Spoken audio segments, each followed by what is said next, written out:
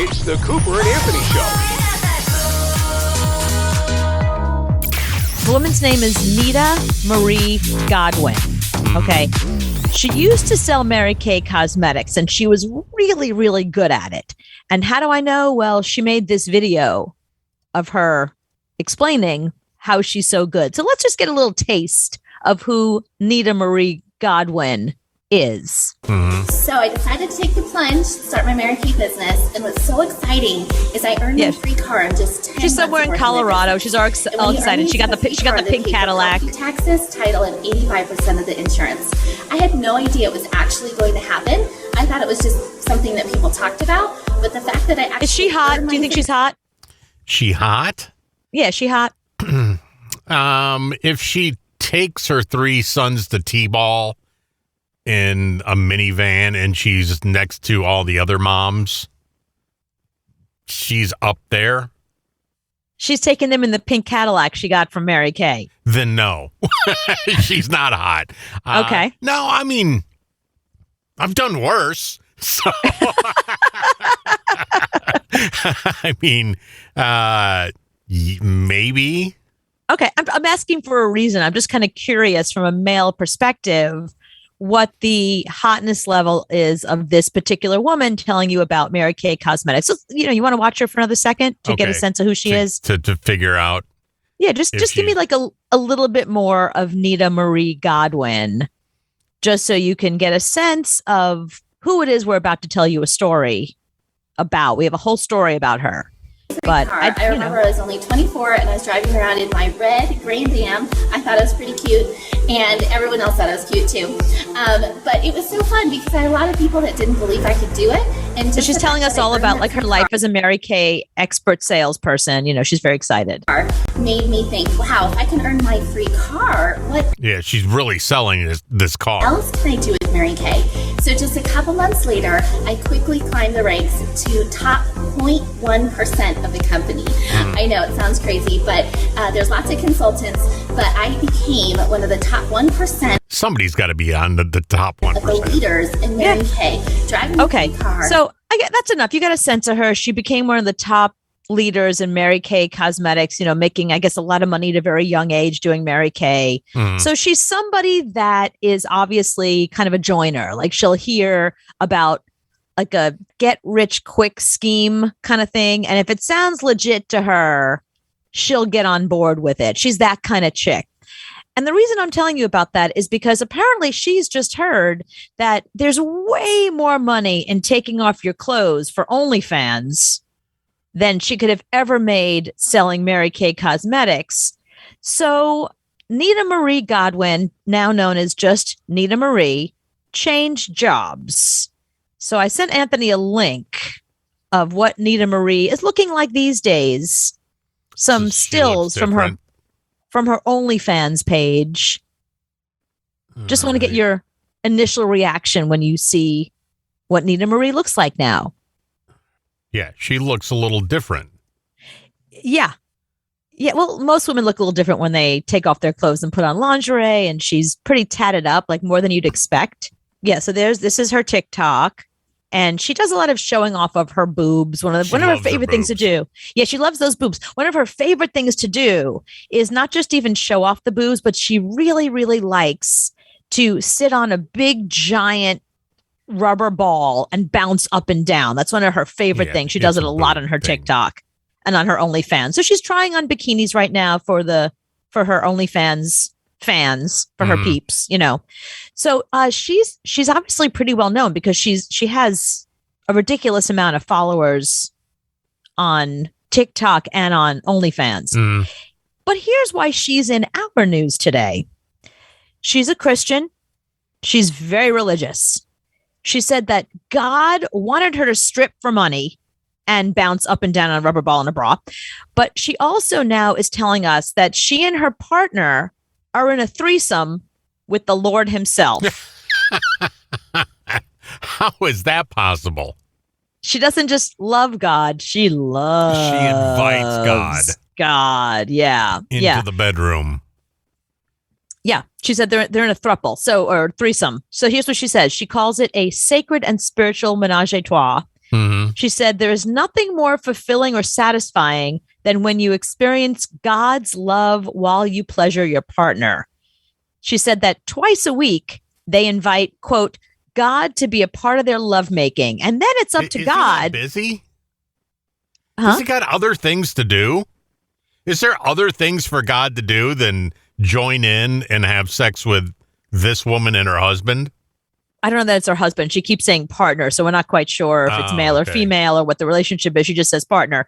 But basically what she says is they obviously have a lot of sex, she and the partner, and twice a week God is allowed to come in and be part of their lovemaking. And then she says, but then it's up to God's power to bring forth great sex and, quote, heavenly orgasms. So this is like, it's up to God to bring it. Like, we'll invite you, but once you're here, you better, carry your weight here. But wouldn't God pick somebody hotter? If you were God, wouldn't you pick, like, I don't know, Margot Robbie? Would you not pick Margot Robbie? Well, maybe that's what he's doing the other 5 days a week. Yeah, 2 days for this chick. Right. But Margot Robbie may not be in an open relationship. If anything, if you said to me, maybe like Will and Jada, because Will and Jada have this week told us that they are officially in an open marriage. Right. So maybe God is with Will and Jada.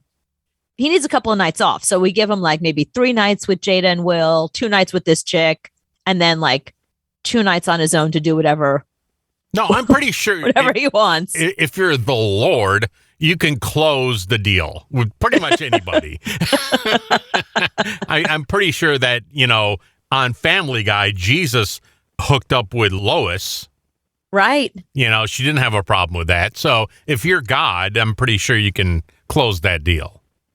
Yeah. No, I'm not. Listen, this is not about God having problems in that department. This is about, I just think that it's very interesting that somebody that is this religious is assuming, it's pretty egotistical, I think, to think that God wants to be with you like all week. He's waiting all week long for those 2 nights a week he gets invited in with you. Mm-hmm. But God, if God is everywhere, then he's there all the other nights too, isn't he?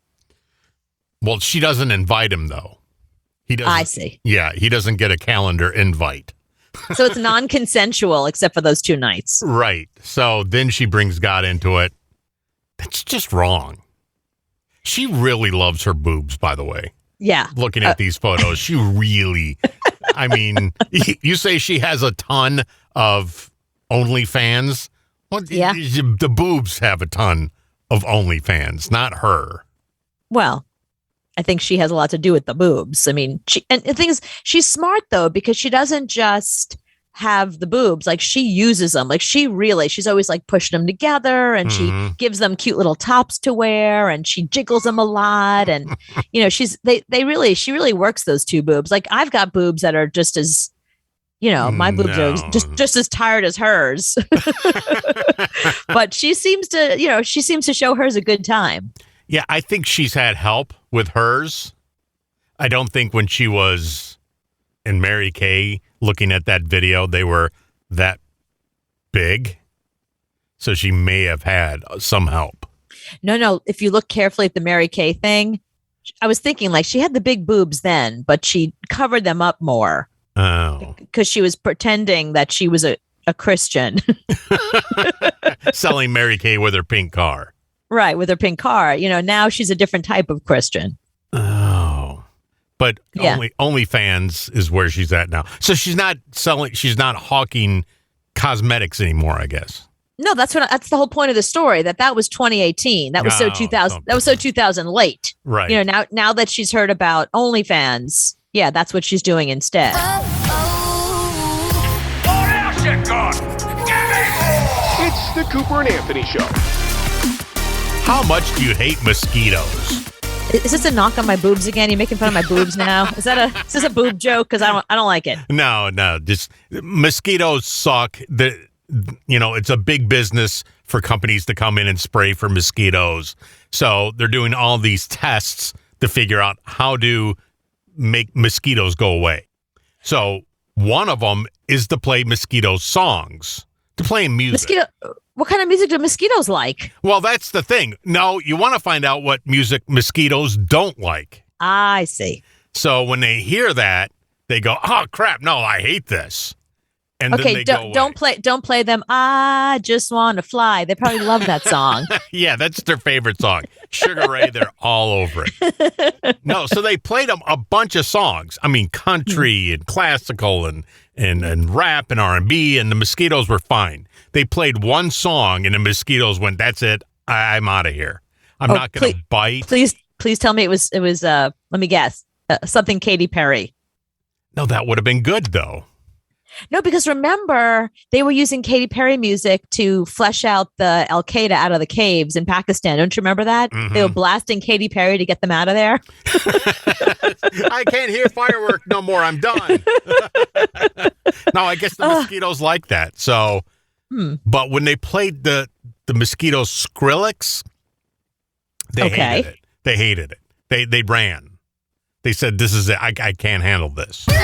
So this song,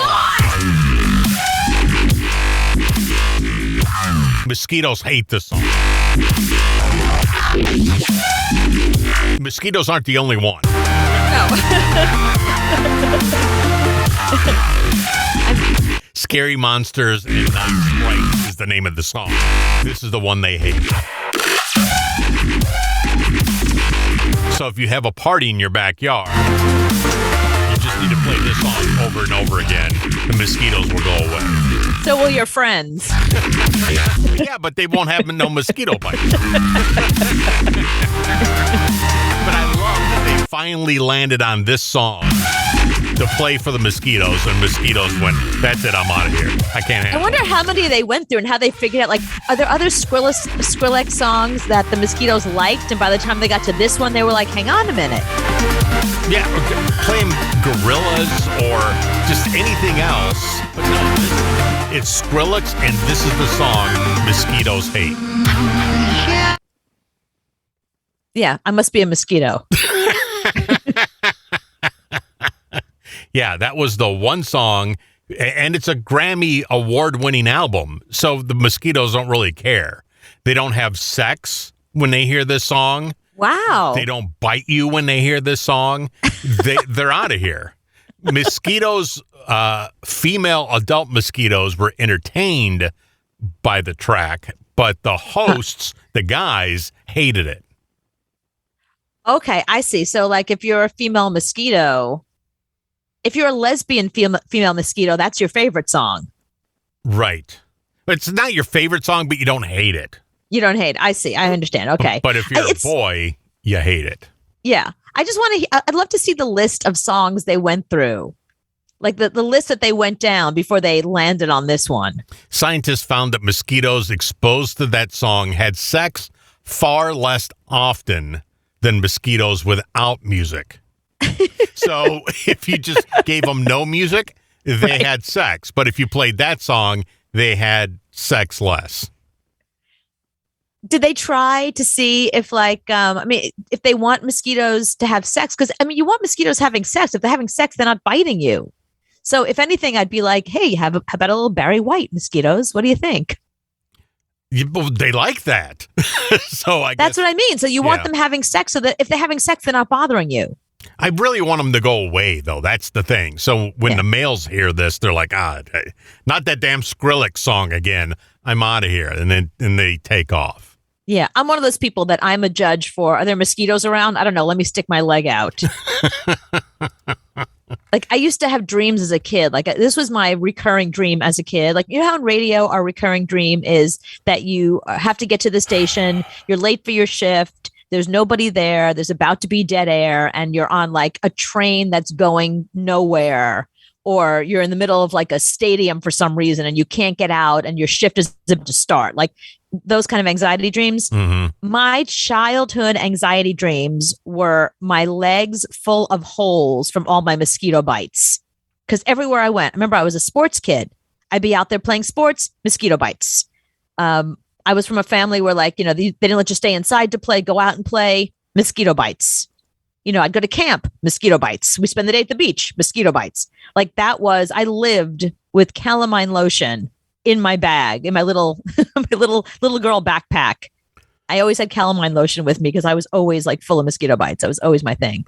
Well, if you are dreaming about mosquitoes that bite your body, Okay. it symbolizes an uncomfortable encounter with someone who hurt you in the past. No, I was like 7. I didn't have a past.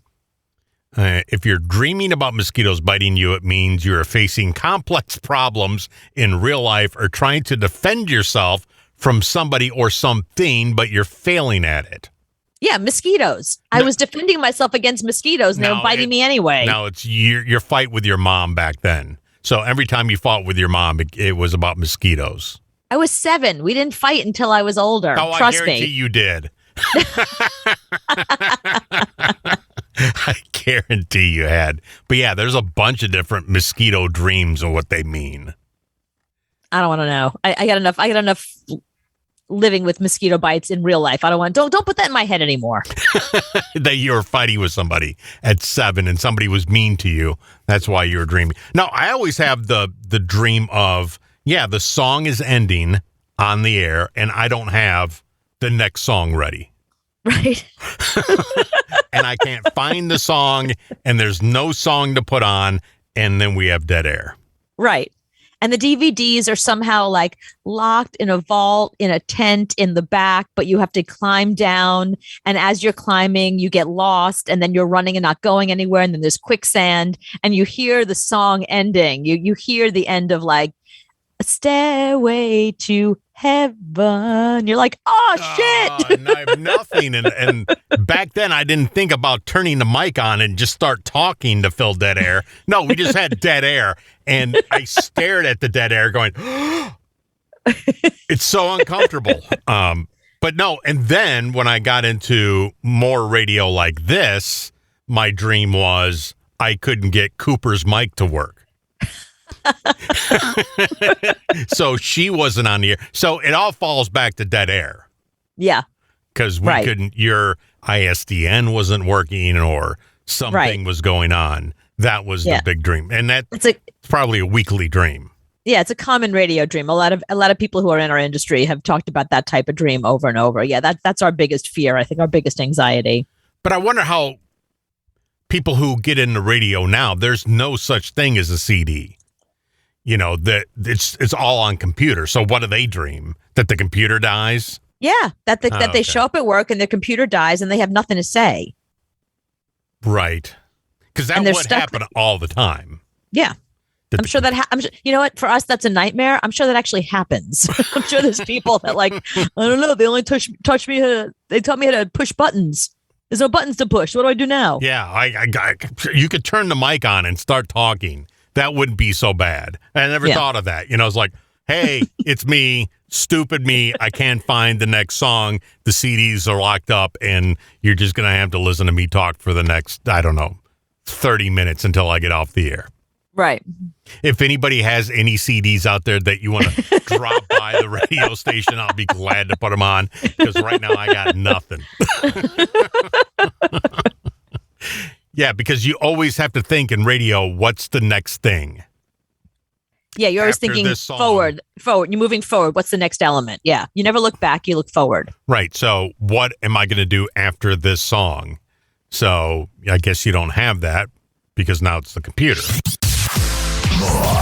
The Cooper and Anthony Show. 4 pop culture staples and the goofy reasons they exist. Ooh, I like this. Auto-tune. Where did auto-tune come from? Auto-tune. Well, I know that it's used a lot in the music industry. When you get a singer that's like super hot, really adorable, you want to put her on every single station, but her singing's not great. So you got to auto-tune her song a little bit, right? Does that start in the music industry? Where did it start? How did it start? What started auto-tune? What was the first producer to say, I'm going to use auto-tune, and why? Is it the Cher song you're playing right now? It's this reason. Cher hated this song because her record company wanted to have a dance song because she had a huge gay following. Right. So they wanted to have a dance song. She didn't want a dance song. Wow. So she didn't want it to have nothing to do with the song. So she sang it half-assed. And she didn't even finish it.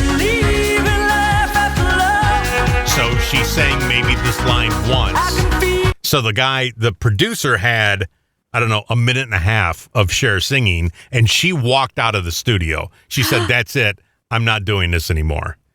It was a complete nightmare to record. I never knew this story. I've heard this song in every gay club I grew up going to. So I feel like this song is like an anthem. I'm really surprised that A, she didn't like it, and B, that some producer was smart enough to think, well, how do I make Cher sing when she doesn't want to sing? Right. So she wanted to do, quote, real songs because her previous album flopped.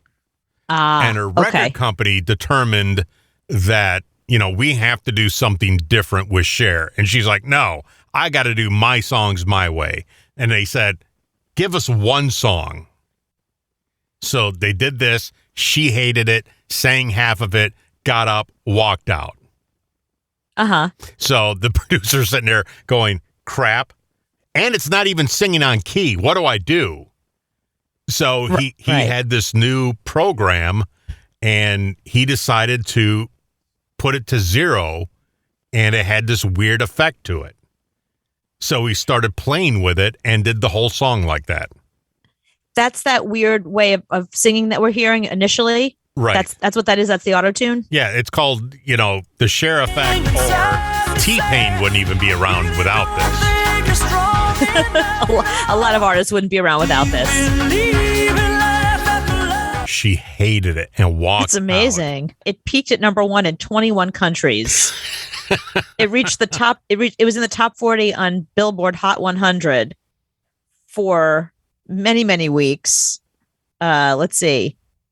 Yeah, this was. It was on lots of different Billboard charts. It was on the Hot Dance one. It was UK singles. It was number 1. Yeah, it was number 1 everywhere for weeks and weeks and weeks. And in gay clubs, it's still in heavy rotation. Yeah, she won a Grammy for this song. Can you imagine? Now you have to go and accept a Grammy for the song you didn't even finish.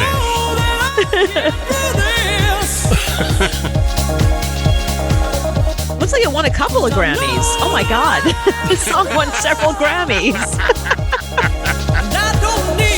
Jeez, that's funny. Yeah, so she's like, screw it, that's it, I'm out of here. You guys can do with it whatever you want. He said, fine, I'll do it.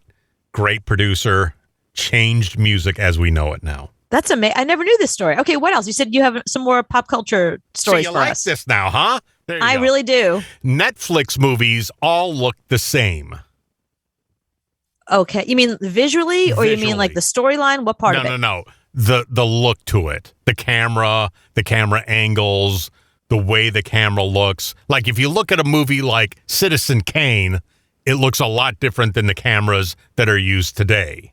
Right. Oh, yeah, that's true. So the problem is these cameras now are shooting 4K and they're crisp, and these cameras are getting cheaper and cheaper. So what Netflix said is if you want to get a movie on Netflix, you have to shoot it in true 4K, ultra high definition. If you don't, so they have a specific format that they want everyone to shoot in if they want to be on Netflix. Every new movie has to be shot in this format, or it doesn't get on. Wow. So what's up with that? Did they explain why? No, I think they want the movie to last forever. And 4K will be around for a really long time, so it just has that look to it. And back then, when Citizen Kane and all these other movies, these cameras cost hundreds of thousands of dollars. Yeah. And now you can get a Blackmagic camera for $2,000, go out and shoot a movie. For Netflix. Because it's a true 4K camera, and you can buy one for $2,000. So if you want to be on Netflix, this is what you have to shoot it in. Right. I wonder if also it has a specific look and they want people to watch the movie and be like, it's a Netflix movie. That reminds me of Netflix. Yeah. And there's a certain way they have, like, the outer edges, if you watch a movie on Netflix, is kind of blurry around the edges. Okay. So it all has the same look, and that was something they wanted to do. Interesting. So, and which is crap because people watch movies on little phones now. So it really doesn't make a difference. Why did DVDs and CDs and tapes and records and all that come out on Tuesday? Oh, why did they come out on Tuesdays? Yeah, that's a very good question, because that's the day that everything drops. Books drop, CDs drop, music. Even to this day, a lot of music still drops on Tuesday, even though it's just something you can download off of Spotify. Right. So it's still books come out on Tuesday. So your book came out on a Tuesday. It did. Yeah. So they're still doing that. Why? Yeah. Why do they do that? What's the reason for that? Because weekends are so busy, they don't have time to restock. Well, they didn't have time to restock the music store. And most of the records came in on Monday. So you restock it so it's ready to go. That way it drops on Tuesday. Everybody can come flooding the stores and it's all there that it's ready to be purchased. But they didn't have time on Friday and Saturday and Sunday to restock because they're so busy. Right. That makes perfect sense. So Tuesday is just a day. You know, right. You get all the music in on a Monday. Mail doesn't run on Sunday. So you always have that big influx of crap coming in on Monday. Right. And you can restock everything Monday. So everything drops Tuesday and it's on the shelves and ready to go. That's what I'm saying. Yeah. So pretty much it's because people are lazy. Yeah. they didn't want to hire the staff to come in and stack things on a weekend. You know, the fact that everything is downloaded. I mean, even my book you can download, and music. Like, you download all this stuff now, so I can do it at any time, at any moment. But there is still stuff that drops on Tuesdays because I guess tradition, or I think now they're probably thinking, you know, mentally, like, people, it's the weekend. Nobody wants to like worry about your music coming out.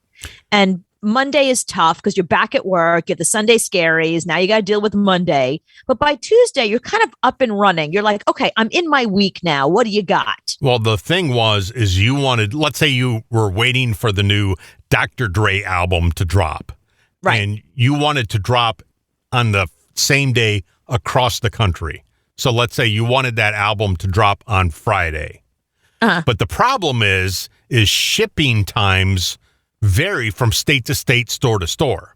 Oh, right. So you wouldn't get that initial buying that album on the first day sales if you didn't have a uniform day. So Monday was a crazy day for shipping. So they just said, let's do it on Tuesday. Huh. So that's great. And then they didn't have to pay extra for employees to come in over the weekend. Right. The MPAA needed a whole new rating because of porn. So remember back in the day we had G, PG, R, and X. Yeah. So if your movie got an X, you're pretty screwed. Yeah. Right.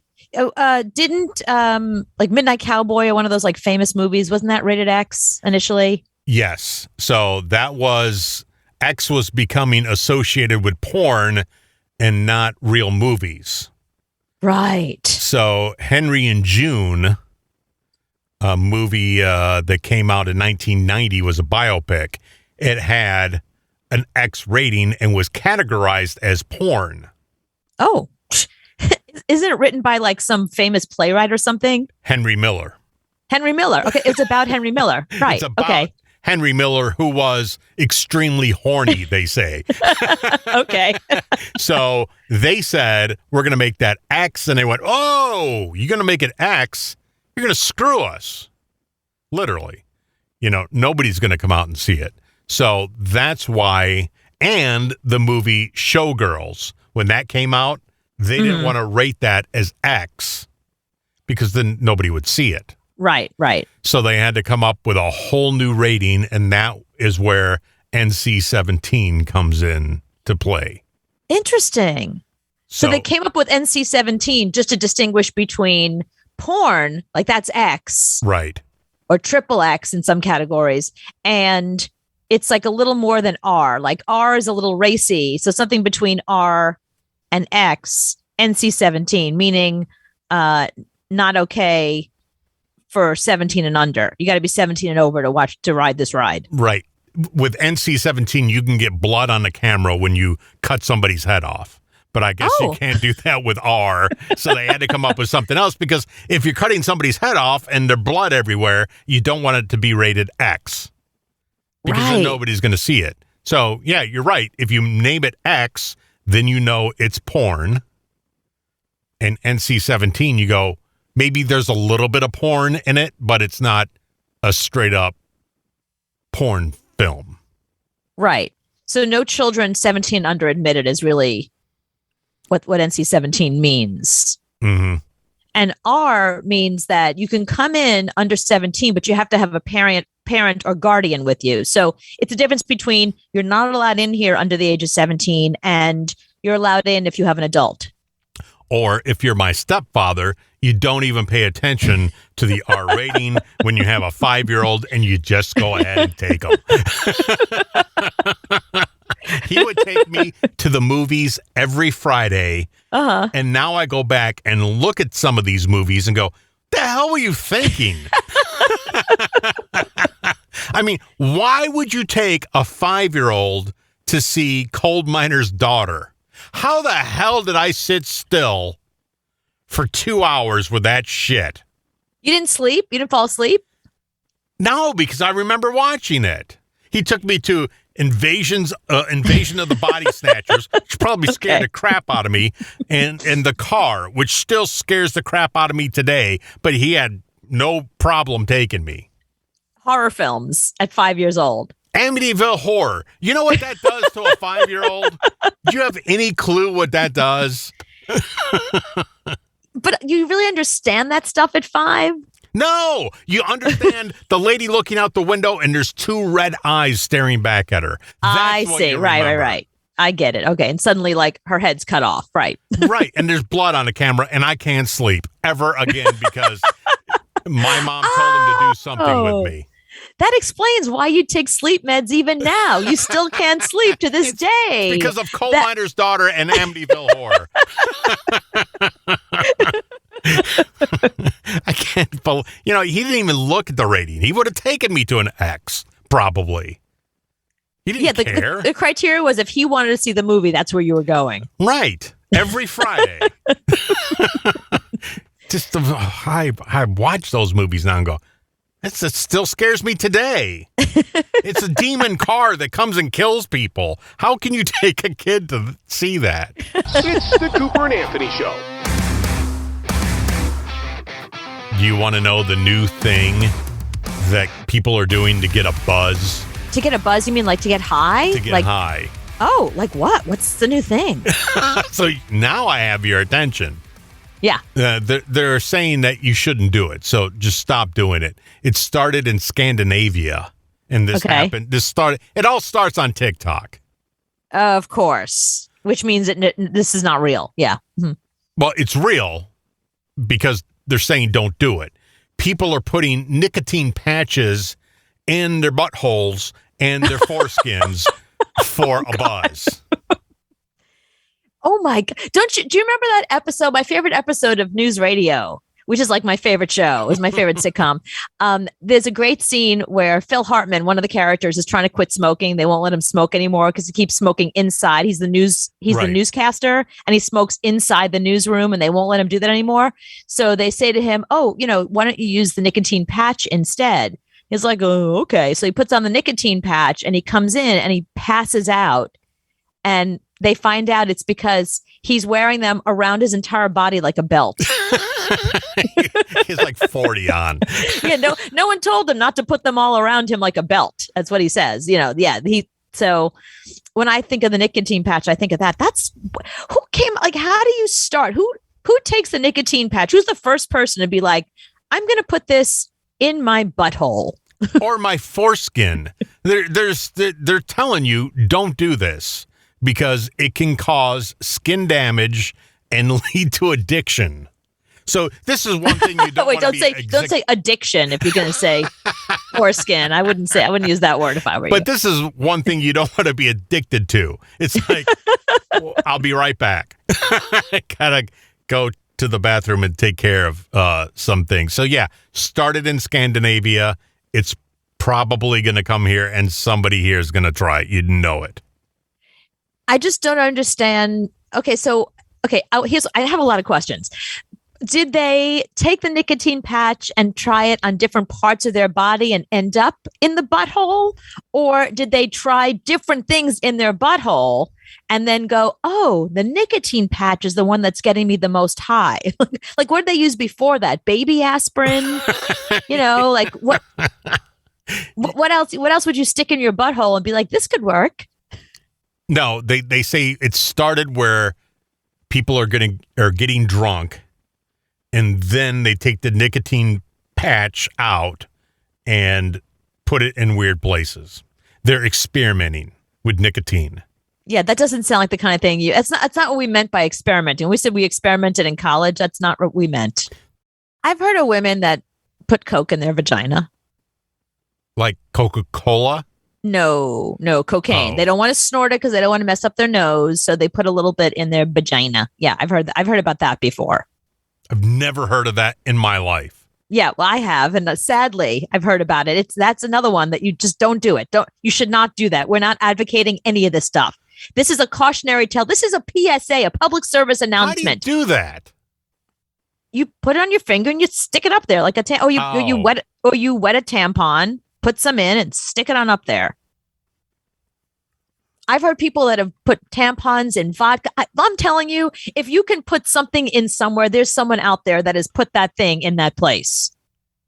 Cocaine, though. In there. Why would you pick there?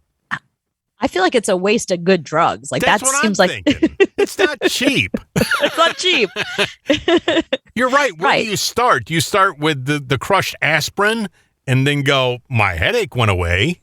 Right. I should put it in my foreskin and see how that works. I haven't peed for days, but I have no headache. Right. So it Yeah. must work. So yeah, give me that line.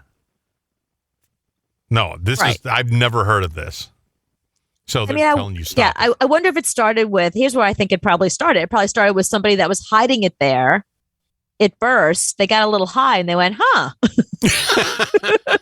It's more than just a hiding place. I think I'm going to get on TikTok. I can't wait to show the world. I'm in Scandinavia. I'm getting on TikTok and telling the world, you need to try this in the butthole. Yeah. You know what that says to me? That says, don't ever hire me. Like if that's your TikTok, that screams to any prospective employer, I never want to work at your company. Yeah, you should Google these people. They do. Oh, are you kidding me? I'm sure that employers now look at your social media to see, like, I know that they do, to see what kind of person you are. Because, at an interview, you come across great and wonderful and say all the right things and look at your resume and it's so perfect. You don't have that, one summer in your life that you spent on some guy's couch drunk. Like you don't put that on there, so on it, your resume looks great. But if you go to social media, you get a real sense who people are. And I think TikTok even more so.